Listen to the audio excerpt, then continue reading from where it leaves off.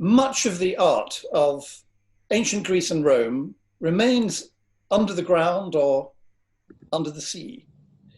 We may think of it as in the underworld or the unconscious, the land of the dead or the forgotten, whence ghosts or memories emerge, some of them with false identities, many of them only partially visible, few of them, of course, fully understood.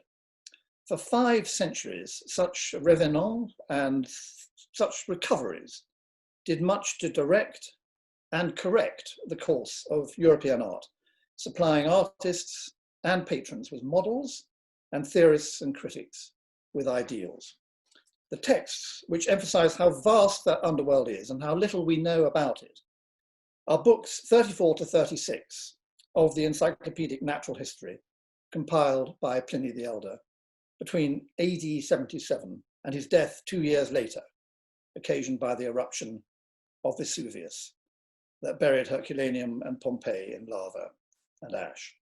Pliny's 34th book was devoted to bronze and his 36th to marble sculpture, and it is soon obvious that very little that he described is known to us. But it is his 35th book that was most enlightening and disturbing, because before the excavation of Herculaneum and Pompeii revealed numerous murals, hardly any ancient painting other than ornamental wall decoration was known. In 1725, a new edition and translation of the 35th book, which you see on the screen, was published in London with the title Histoire de la peinture ancienne. Latin was still the lingua franca of European scholarship, but French was the common language of European courts.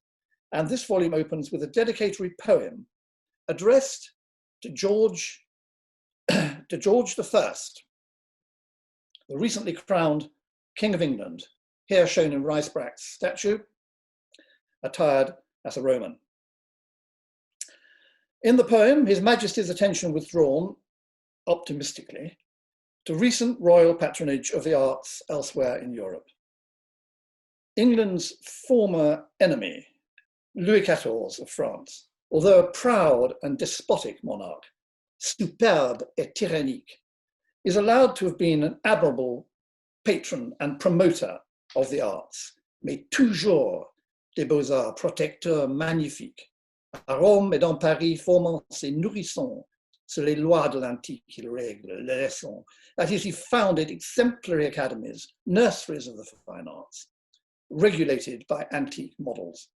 The poet then proceeds to praise the parents of King George, Auguste avec Sophie, au couple fortuné, Ernest Augustus, Elector of Hanover, and his consort Sophia, Princess Palatine, she was a granddaughter of King James I, are described in Rome, which they had indeed visited in 1664-5, admiring the L'Archon group, the Apollo, that's the Apollo Belvedere, the Gladiator, that's the Borghese Gladiator, the Hercules, that's the Farnese Hercules, and the Venus, the Medici Venus, soon thereafter removed from Rome to Florence. They are said to have lamented the loss of paintings by the Raphaels of the ancient world. But they were consoled by seeing what Raphael had achieved through his ceaseless study of antique sculpture. The volume has a frontispiece signed by Bernard Picard as inventor and engraver, in which we see Rome on the right, giving her hand to painting, who is carried on the shoulders of peace, abundance, and urbanity. This triumph of painting is broadcast in the heavens by fame and crowned by immortality, despite the threats and assaults of war, ignorance, envy, and superstition. Front right, we see time devouring and destroying paintings, drawings, sculptures, and manuscripts. But the muse of history snatches from his clutches and jaws some of the latter, the textual evidence which will serve to assist the triumph of painting. And we notice that winged assistants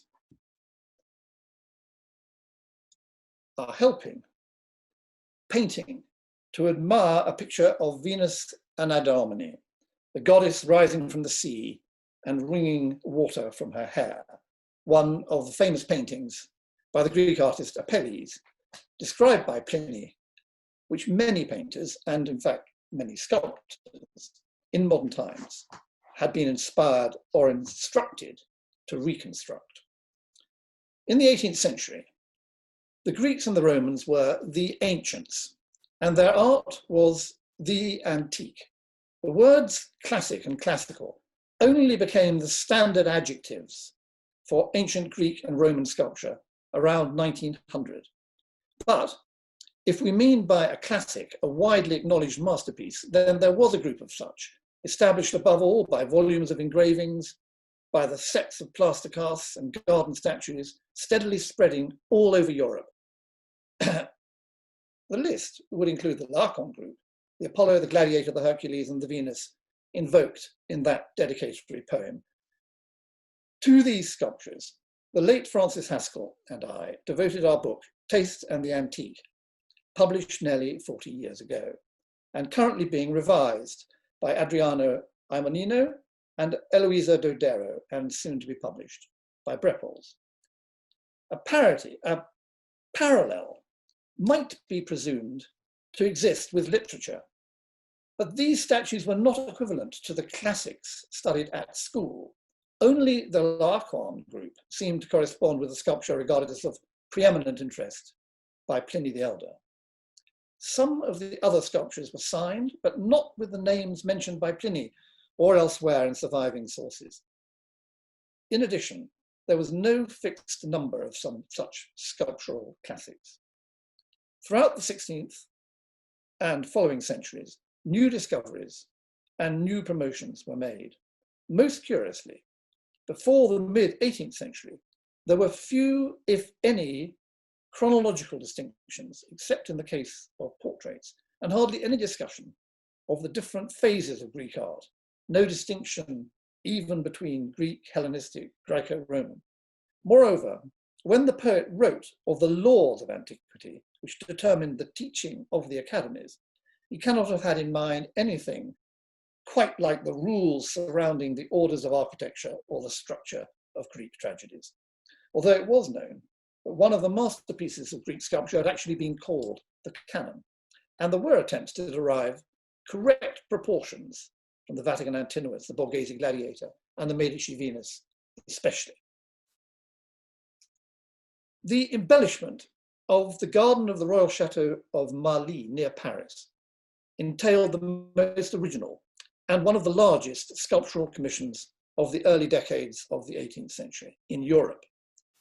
Many of the gods and nymphs which adorned the fountains or ran across the ponds and lawns may now be found on the bare limestone terraces of the northern section, the Richelieu wing, of the Musée du Louvre, now reopened, with excellent daylight on their weathered surfaces.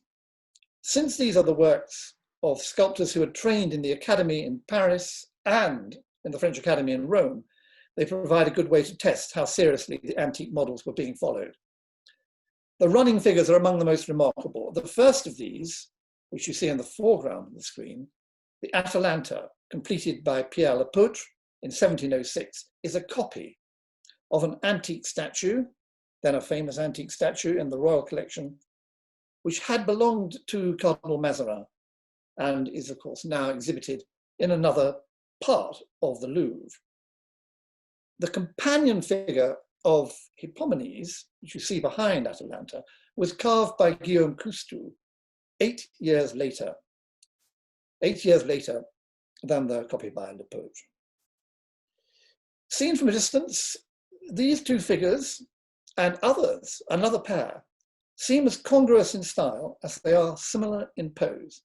But on closer inspection, the modern sculpture of Hippomenes has features not found in the Atalanta.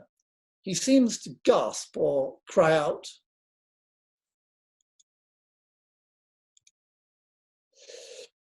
Locks of hair rise like tongues of flame, and the drapery is more streamlined. The antique nymph is not only surpassed in some respects, but it turns out that it was a modern sculptor who converted her into a running figure. adding the limbs and giving a horizontal alignment to the torso and the head.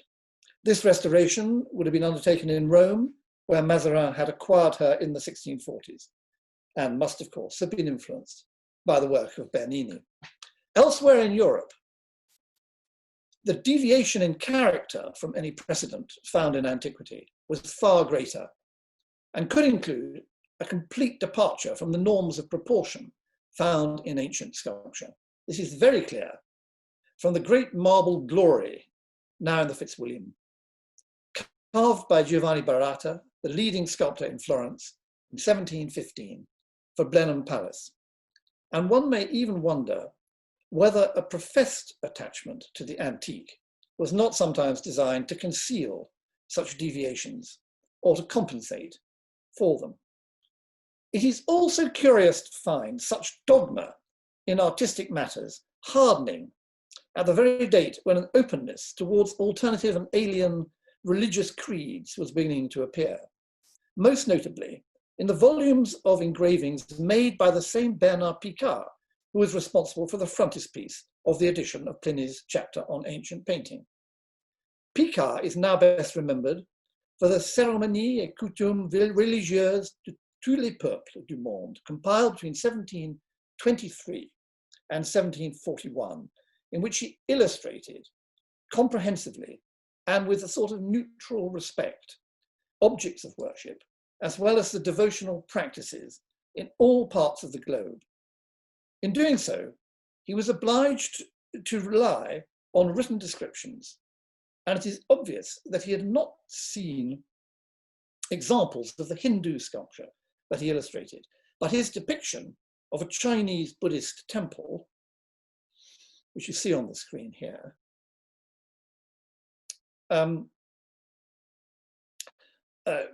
dedicated to Guan Yin, dedicated to Guan Yin or Kuan and to, as he calls him, and Canon, as he was known to other Europeans, must surely suggest that he had seen white porcelain figures exported in large quantities from the Chinese factory at Deour and known in Europe as blanc de Chine. Despite the enthusiasm of Jesuit missionaries for the philosophy and even theology of the Chinese, and the positive view of such often taken by free thinkers of the early 18th century, such as those protected by the Princess Palatine, there was no published defense of Chinese figurative art in this period. The popularity of blanc de Chine among collectors was instead lamented, and no one considered it as more disgusting than Hogarth, who crowded specimens of such dolls, as these figures were sometimes known, and fat pagode on the chimneypiece of the fashionable couple in the second act of the Mariage à la Mode series of paintings, now in the National Gallery, painted in 1743.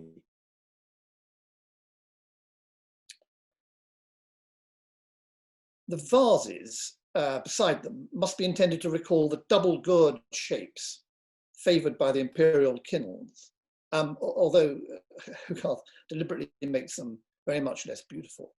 And the absurd exclamatory baby hands that Hogarth gives his figures, although very unlike the mole-like extremities of the Chinese originals, point to the way that Asian ceramic modelers avoided treating the arm as an independent member.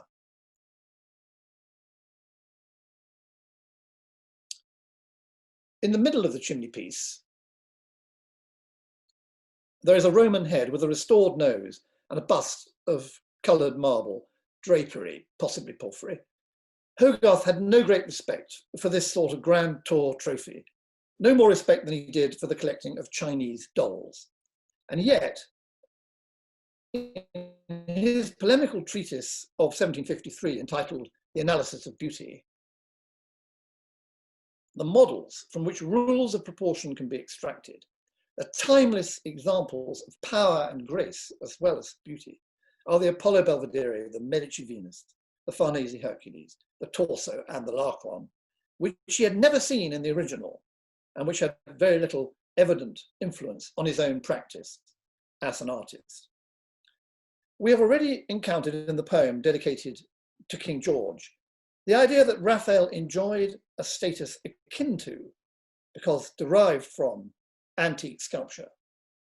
And that was also Hogarth's point of view. But how true was it that Raphael ceaselessly studied antique sculpture?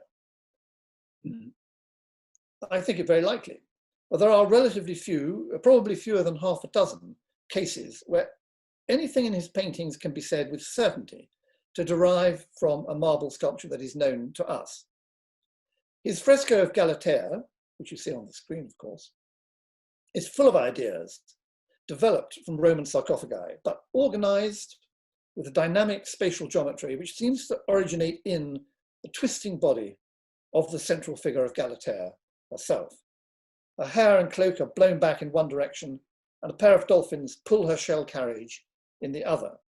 But the dominant movement circles around her. Not long before this, Raphael had given a similar pleasing order and circular plan to the cruel violence of the Massacre of the Innocents in the drawings he made for an engraving by Marc Antonio Raimondi, the engraving you see on the screen. The open pose of the principal nude killer on the left of the print looks as if it was derived from a three-dimensional model, especially because it is depicted elsewhere from the back in the same print.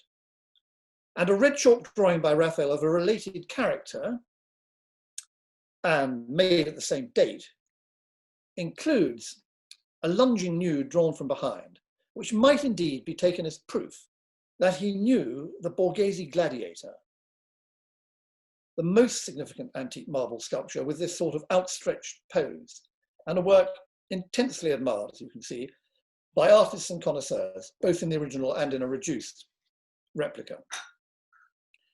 We may compare Raphael's drawing with one made centuries later by Edgar Degas, the young Degas, after that very same figure. However, we can be quite certain that Raphael did not know the Borghese gladiator, which was excavated early in the 17th century. The most notable precedent for the open-posed killer in the Massacre of the Innocents is to be found in the extraordinary bronze battle relief made by Bertoldo di Giovanni for the Medici, probably in the 1480s, a tangled mass of figures, partly based on a damaged Roman sarcophagus of the 2nd century in Pisa. Artists had learned how to derive ideas from such three-dimensional athletic warriors from the relatively clumsy figures in these congested sarcophagus reliefs. Other Florentine artists, painters, as well as sculptors, notably Antonio Pollaiolo and Filippino Lippi, and you see a drawing by Filippino Lippi next to the Bertoldo on the screen, were creating similarly athletic nude warriors, deliberately improving on the fragmentary remains of antiquity, although they may not have seen this as an assertion of modern superiority, but rather as a reconstruction of superior ancient prototypes, akin to the philologist's recovery of a lost passage of ancient poetry in a mistranscribed and an ill-understood version. In the creation of such nude warriors in Florence, study of surviving antiquity was combined with the study of the nude model and of anatomy. For nude female figures, such as those in the fresco of Galatea, Raphael probably depended more completely on antique sculpture. But he could also create, and most notably in the fresco of the Fire in the Borgo, which is on the screen now, an entirely new breed of heroic woman, unknown in the ancient world. Her proportions are not so far from those of Bharata's glory. This hyperbolic or sublime style, in which the diameter of the biceps equals that of the head, and great loops of drapery swirl around massive thighs, was made possible, of course, by the example of Michelangelo. Whereas the word classic may, as has been mentioned, merely indicate a work esteemed by many generations and held to be exemplary, the adjective classical now much used, has come to refer to a type and often to a phase of ancient Greek art, and more generally indicates lucidity of composition, balance in construction, clarity of action, restraint in the exhibition of emotion. Such characteristics become clear in retrospect, that is, when contrasted with the art that follows, and the classical is then employed as a standard by which to censure subsequent excess and an example to which artists should return. Although the great 17th century critic Bellori did not use the adjective classical, I don't think, he frequently invoked the antique in this way, notably to deplore the naturalism of Caravaggio, or by implication, the extravagance of Bernini. Among those artists whose work he especially admired, Nicolas Poussin had most obviously developed a preference for severe outlines, clearly distinguished local colour, rigid drapery folds, simplified features, limited expression. And Poussin often turned back to Raphael, emphasising sculptural sources which Raphael himself had sought to transcend. In place then of a conception of antiquity as a starting point for new ideas, as something which would direct the modern, we find antiquity invoked as a corrective, as something which would redirect and correct. That attitude gained greatly in favour in the mid-18th century. In 1755, 2 years after Hogarth's analysis of beauty, Johann Joachim Winckelmann published his reflections on the imitation of Greek works in painting and sculpture, which argued eloquently that modern taste could only be improved by a more rigorous dedication to the imitation of antique sculpture. And at the same time, by his emphasis on the circumstances in which art had flourished, the political freedom, the climate, the religious festivals, the cult of games, and of male beauty in ancient Greece, he not only elevated such work, but made its emulation more improbable. His great history of ancient art, including Egyptian and Etruscan art, published in 1764, provided, in addition to rhapsodic descriptions which rapidly became very famous, a systematic survey of subject matter, of accessories such as sandals, and of anatomy, together with an unprecedented attention to stylistic evolution, which was perhaps his greatest, or at least his most influential, contribution to the history of art. On the 6th of January, 1787, Goethe acquired a plaster cast of the colossal head of Juno in the Ludovisi collection, which you see in both images on the screen now. This was my first love in Rome. No words can give the remotest idea of it. It is like one of the Homeric hymns. Winckelmann had drawn attention to the head, and Goethe found it a perfect example of the high or sublime style that Winckelmann had identified. By the end of the month, he was musing upon how his reading of Winckelmann had altered his way of thinking, prompting him to assign sculpture to separate epochs and to ponder the nature of idealization in it. Other ideas were developing in parallel, notably the creation of an exalted poetic style, suited to a modern version of Greek tragedy. The Ludovisi Juno has, I think, no parallel in the sculpture or painting of the 1780s. Indeed, the contrast with the portrait sculpture of this period, faces with sparkling eyes and parting lips and turning heads, could not be greater. But it would begin to be imitated even in portraiture, 40 years later when Goethe's Italian Journey was published. The example of Winckelmann also made possible Richard Payne Knight's long introductory essay to the lavish folio Specimens of Ancient Sculpture, Egyptian, Etruscan, Greek, and Roman, published by the Society of Dilettanti in 1809, but probably composed a decade or more earlier, which is the first significant work of art history undertaken in the English language. Every paragraph of this neglected work is animated by speculative intelligence, precision of observation, and formidable erudition, but it is Knight's attention to the early phases of Greek art, deduced from textual and numismatic sources, and visible in the marble copy of a bronze Apollo in the collection of his friend Charles Townley, or in small bronzes of his own, such as the one which he believed to represent Bologna, or in his own Etruscan figure, which you also see on the screen. It is this that is most impressive. The stipple engravings by John Samuel Agar, which Knight personally supervised, are perhaps the most informative ever made of ancient sculptures, often surpassing the standard modern photographs of these same objects. And the unobtrusive way, hardly visible actually, in which the missing parts of the Bologna, for example, and other works as well, are reconstructed in dotted lines, is also noteworthy for its tact and intelligence. The head of Apollo, although it remains a subject of considerable interest to scholars, has not been seen on display in the British Museum for a long time now, nor has, for other reasons perhaps, has the bronze statuette of an Etruscan warrior from Knight's collection also. Knight, like Winckelmann before him, was well aware that many copies of archaic Greek sculpture, including perhaps Townley's head of Apollo, had been found on the site of Hadrian's villa in Tivoli, and thus dated from the 2nd century AD. He also knew that other examples of such work had been discovered at Pompeii, and thus predated the eruption of AD 79.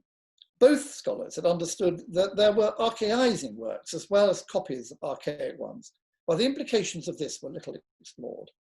The Apollo of Piombino, purchased by the Louvre in 1834, having been salvaged from an ancient wreck off the Etruscan Trurian coast 2 years before, was still considered to be one of the most exquisite masterpieces of early Greek sculpture when Kenneth Clark reproduced it in The Nude in the 1950s. But doubts about its date increased with a knowledge of the archaic style during the second half of the 20th century. And it was eventually shown by minute analysis to have been made at least 400 years later and to be a brother of the bronze discovered at Pompeii in the house of Caius Julius Polybius in 1973. So it's now still a matter of great archaeological curiosity, but receives hardly any popular attention and is commonly dismissed as a forgery or disparaged as a decorative pastiche made for a Roman art lover's villa, as if no work of art privately commissioned could match that made for a shrine. There are other superb examples of the archaic revival, and there are mixtures of the archaic and the modern, which cannot be explained if we consider them as forgeries or copies. Such hybrid sculptures are better considered as equivalents to music or poetry in the style of an earlier period. We allow Keats to adopt some of the language of Shakespeare and Milton. The beauties found in the Apollo of Piombino surely remain. All that has changed is a conviction that it was a product of a supposedly superior moment in history. Such a conviction not only animated the writing of Winckelmann and Payne Knight, but has persisted, even if less explicitly articulated, in archaeological literature and in popular attitudes. To judge from the portrait of Lady Caroline Crichton with her grandfather, only part of the grandfather is visible here, a grandfather, the Bishop of Cloyne and Derry, also Earl of Bristol, painted by Hugh Douglas Hamilton in 1790. To judge from this, even school children could be delighted by the neo-archaic relief of the seasons on the side of the recently excavated giant marble tripod pedestal set up in the English garden designed by Jacob Moore for the Villa Borghese. The bishop, however, was in contact with all sorts of new ideas, and also one of the very earliest British collectors of early Italian painting. The 10-year-old Caroline is almost dancing, and the artist may be suggesting that there was some affinity between sprightly maidenhood and the earliest stylistic phases of Greek sculpture. And although the urge to touch sculpture seems to be shared by numerous visitors to the Louvre, where this relief is found today, Lady Caroline may be illustrating some of the aesthetic theories of this period concerning the influence of touch on vision, whereby the eye becomes a hand in the memorable metaphor of Johann Gottfried Herder's Plastik. In his book on household furniture of 1807, the traveller, collector and scholar Thomas Hope not only provided an appreciation of the beauties of archaic Greek sculpture, with interesting speculation on the ironing of linen and the use of curling irons for hair, but illustrated masks, which she had had made as mounts in ormolu. The first modern sculptor to adopt something of the archaic style for figure sculpture was Bertel Thorvaldsen in the statue he made of Speranza for the Humboldt family between 1818 and 1829. It's the statue on the left, of course. He imitated the upright stance and extended forearm of the archaic maiden or kore, whilst avoiding the flattened zigzag drapery folds. And his chief sources were doubtless Roman archaizing statues, one of which, perhaps known to him, belonged to Thomas Hope. That's in the middle of the screen. Hope was one of his most important patrons. But Thorvaldsen was also responsible for restoring the marble pedimental sculpture from Egina for the Crown Prince of Bavaria, the first significant examples of archaic Greek marble sculpture to reach Western Europe, a very small portion of which is on the right-hand side of the screen. For his small bronze group of Theseus and the Minotaur, modelled in 1842 or shortly before, the great animalier sculptor Antoine-Louis Barye adopted the angular profiles and the straight legs found in the high relief combat groups of the Parthenon meadows and painted on Greek vases that had just begun to enter the Louvre. The head of Theseus has often been supposed to reflect the sculptor's knowledge of the Apollo of Piombino, but it is much more likely to be derived from a genuine, archaic bronze statuette in the French Royal Collection, and by then in the Louvre, with a much more robust character, which you see on the left of the screen, not least because this is the same scale. Perhaps he thought that a primitive style was suited to a primitive street. It was, however, an isolated experiment. For the most part, Barye, like Delacroix in painting, turned back to Rubens rather than to ancient Greece. By the date that Barye completed his model, it had become possible to challenge the dogma that the only true standards of aesthetic excellence were to be found in ancient Greek and Roman art.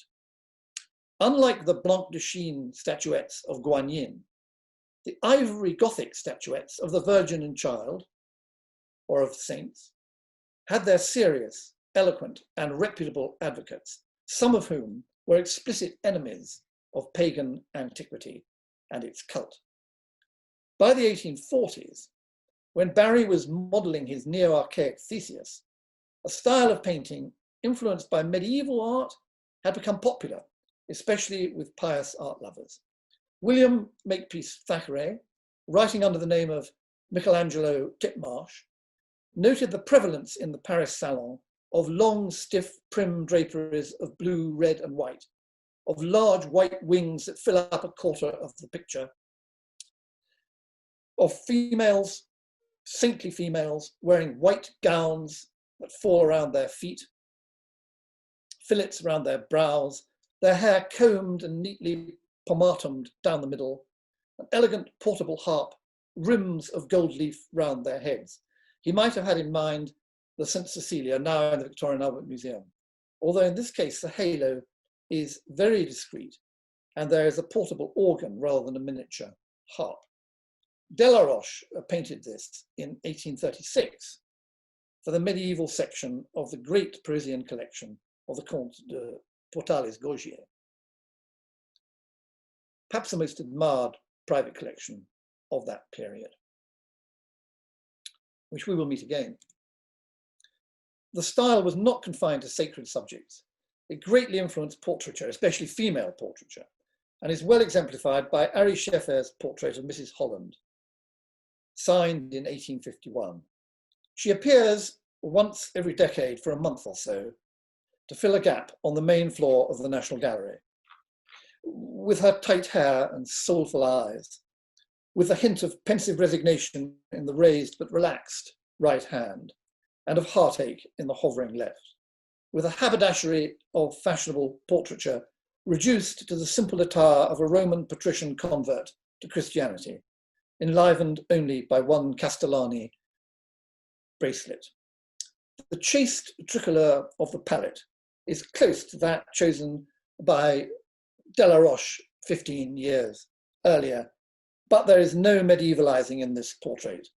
Indeed, many female portraits of the mid-19th century owe something to the celebrated antique Pudicitia in the Vatican.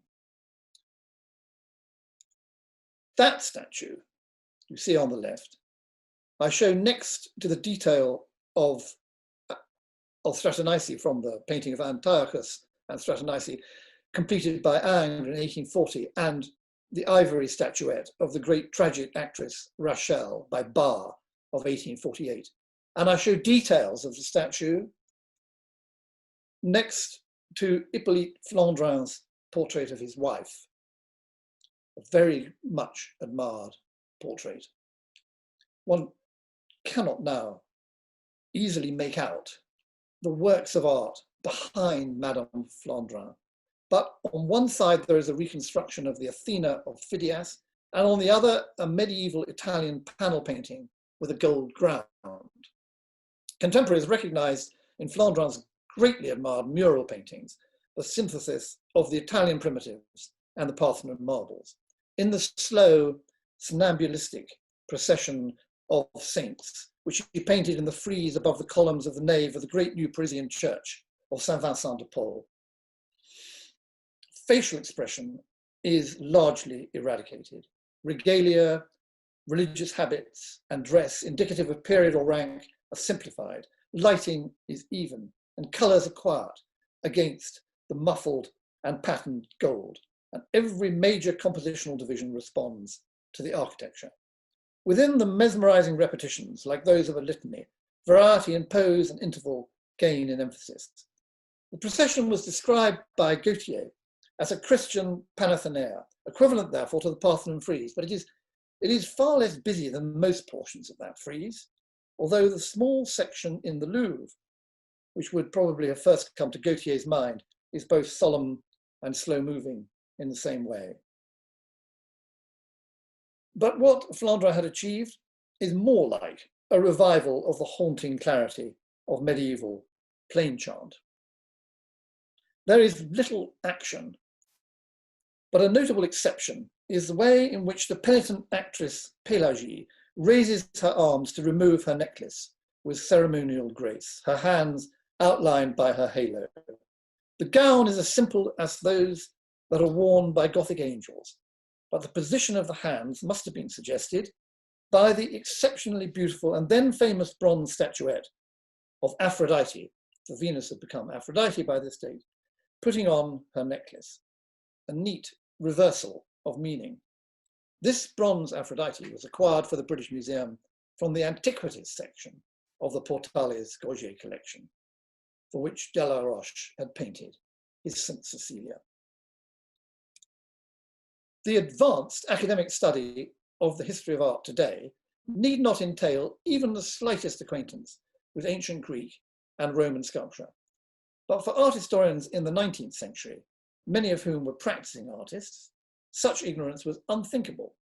And indeed, many painters possessed an expert knowledge. Frederick Burton, a successful painter, whose work has been neglected because it was in watercolors rather than in oils, published in the Saturday Review, not long before he became the third director of the National Gallery, an account of the great column drum from Ephesus, which had been put on display in the British Museum. He not only explained the special technical considerations confronting a sculptor working on this type of relief with exemplary clarity, but also speculated that the solemn winged figure with a sword standing beside Hermes Psychopompus, conductor of souls, may have been a personification of death itself. For in the Alcestis by Euripides, death was characterized in this way. So this was, he claimed, a unique illustration of a unique passage. In another article of the same year, published in the Portfolio, he turned his attention to another recent acquisition by the British Museum, a bronze head believed to be of Aphrodite, detecting in it a slight asymmetry in the features, and no fewer than 6 gentle and unequal curves in the nose, and felt able to assign it to an exact evolutionary position, less severe than Phidias, but neither as soft or sensuous as Scopas or Praxiteles. Frederick Layton's submission to the Royal Academy in 1863, which you see on the left of the screen, it's a painting now on loan to the Ashmolean Museum, has long been recognized as a harbinger of the numerous paintings by him and other artists of ancient Greek subjects in the following years. But Burton signed his very similar Eustephanes in the same year. And that you see, it's a watercolor, but it's shown beside Layton's oil.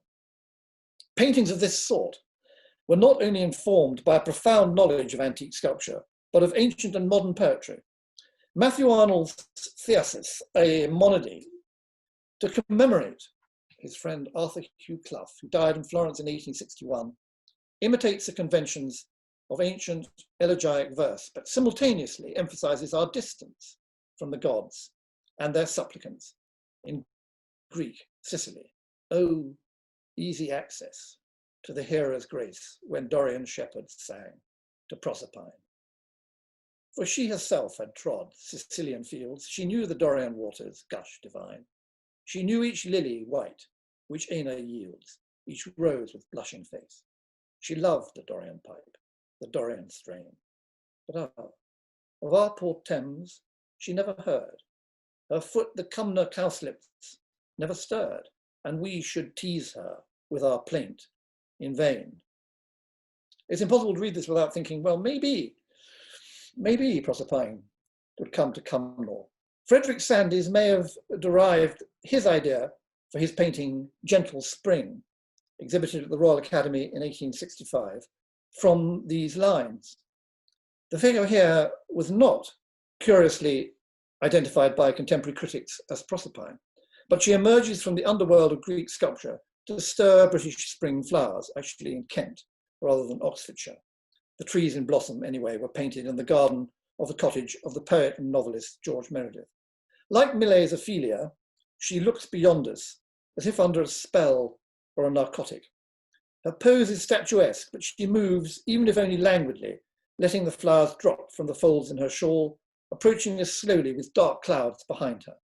The rainbow is not entirely reassuring. The deep pink of the poppy and the orange of the butterfly, vibrant against pale, bright green of the meadow, echo the colours of her hair and her lips in a not wholly harmonious manner. When shown at the Royal Academy exhibition in 1865, the representation of the female nude was controversial. Here, the ample breasts are visible through thin fabric. This was not something unusual in antique marble sculpture. And I show you a headless sculpture in the Ashmolean, and also a very famous gem, intaglio gem, in the British Museum. But it was very arresting in the painting. The diagonal straps rising from her high girdle are found in Greek sculptures of basket-carrying maidens, canephoras, or a subject, of course, of interest, as we've seen from Layton's painting. Swinburne, who was a friend of the artist at this date, supplied verse to accompany the title in the Royal Academy catalogue, and the painting may be influenced by the paganism of his Atalanta in Calydon, published in the same year of 1865, or by the hymn to Proserpine, published in his poems and ballads in the following year. Wilt thou yet take all, Galilean? But these thou shalt not take, the laurel, the palms, and the pan, the breasts of the nymph in the brake, breasts more soft than a dove's that tremble with tenderer breath, and all the wings of the loves, and all the joy before death. The metrical virtuosity, the rapid flashes of imagery, the novel incantatory character of Swinburne's poetry owes much to Greek choral verse. Here the antique is not only pagan, it is what Christianity crushed. And the attitude immediately caught on with rebellious youth, albeit youth of privileged backgrounds. the gods of ancient Greece were awakened to disturb prevailing values and morality. And this was surely also true of Gentle Spring, which, despite its bland title, has a disturbing subcurrent which must be at least partially intentional, and was registered by more than one of the critics who reviewed the exhibition in which it appeared. It is now, as I should have told you, in the Ashmolean Museum. The emphasis on the irrational in Greek art, hinted at here, came to be a common feature in symbolist painting and sculpture at the end of the century, and in many parts of Europe, and was then, slightly later, an element in the international success of Paul Manship, which followed his exhibition in New York in 1916, featuring the sculpture he had been working on in the new American Academy in Rome. Manship is above all a sculptor who revived with most ingenuity the archaic Greek style, although he also responded to Byzantine, Romanesque, and Asian art. He was especially interested in metalwork, imitated ancient Greek griffin head protome, attachments to the rims of cauldrons projecting outwards, and turned them into handles for a vase, their heads facing inward, extending their tongues to touch the neck of the vase, a most elegant and novel idea. On the body of the vase, in low relief, and you'll see it better in another version, we see a half-nude woman with one arm akimbo and the other raised, vine tendrils taking up the rhythm of her wild dance. The theme of the dance is also found in his bronze Salome. She has a swastika-like pose, with each arm bent, but the whole body moving to the right, and the head turned back to regard with disdain the head of the Baptist, which she spurns with her foot. Fans, rather too many fans perhaps, of pleated drapery cascade down, and swallowtails of drapery fall from her left hand, reminding us of Greek paintings of Maenads. But contemporaries also, and rightly, recognized the influence of Asian art here, not only in the body jewelry, but in the torsion of the pose. Hindu and Buddhist sculpture was indeed much appreciated, especially in North American museums at this date. But it was only after 1915 that Asian sculpture and dance was absorbed by artists in the West, and chiefly in North America, often combined with motifs from ancient Greece, archaic Greece, as in the best work of Manship, or in the beautiful Artemis, also known as the kneeling dancer, carved in stone by Nadelman between 1916 and 1918. Something parallel occurred at the other extreme of the Western world, in Russia, where the ballet designs by Leon Bakst moved from the gracious 18th century Compagne de Diane to fierce geometric patterns and erotic abandon, blending Greek vase painting with the astounding discoveries and highly imaginative reconstructions made on Crete by Arthur Evans. Modernism, a term that gives a spurious coherence to many different artistic movements and a retrospective community to many different artists, has often been defined as the rejection of anything that might be called classical or academic. And as Elizabeth Pratt-John has demonstrated, this has prevented recognition of the continuing importance of Greek antiquity at many levels of 20th century art. In fact, every great discovery of ancient Greek art from 1850 onwards has had an interesting impact on modern work. Take, for instance, the Strangford Apollo, which entered the British Museum in 1864, and the Critias Boy, excavated in the following year on the Athenian Acropolis, and the gradual establishment thereafter of choroi, as they eventually came to be called, in all histories of ancient Greek art. These anonymous male nude statues will always suggest the miraculous stirring of life in the stone or marble block, stiff, but with arms largely detached from the torso, one leg advanced, the expanding chest taking in breath, a tight smile retaining it. Their schematic anatomy recalls both the simplifications devised as exercises for the student and the controversial hypotheses regarding the influence of Greek artists, on Greek artists, of the geometric statuary of ancient Egypt, statuette, cast in bronze, but from a model which has obviously been cut into shape, seems to respond to all these ideas, transferring them to the nude female body and deviating daringly with one foot placed at a diagonal. It was signed in 1925 by a young British sculptor then studying in Florence called Barbara Hepworth. Or consider the bronze charioteer discovered at Delphi in 1896, a life-size statue of peace by Alfred F. Hardyman, erected in the small memorial garden created by Viscount Southwood of the Daily Herald behind St. James's Piccadilly after the Second World War, is a sort of sister to this celebrated masterpiece of Greek sculpture. The figure is adapted from one the sculptor had modelled in Rome in the 1920s, and you see a photograph of the sculptor in the British School at that date. But she is now dressed like the charioteer and with very similar treatment of the hair. She offers a bud in one hand and her other is raised in salutation, but neither her gesture nor her offering are familiar.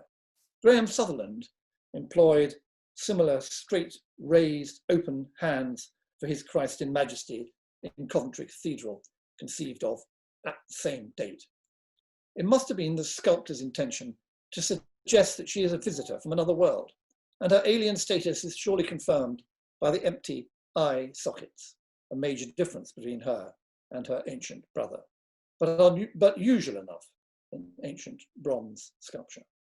Hardyman's figure completes this preliminary review of over 20 avatars of antiquity, representative of different moments in 500 years of European art, and selected partly for their variety and partly to challenge assumptions about continuities within a classical tradition. Many changes in attitude to the antique had occurred in these 500 years, but none can have been greater than the destruction in the years between the young Hepworth and the older Hardyman of the great didactic collections of plaster casts after the antique, so lovingly assembled over centuries, but most intensely in the 19th century. And at the same time, to be an educated European no longer implied a knowledge of Virgil or of Horace. Thank you.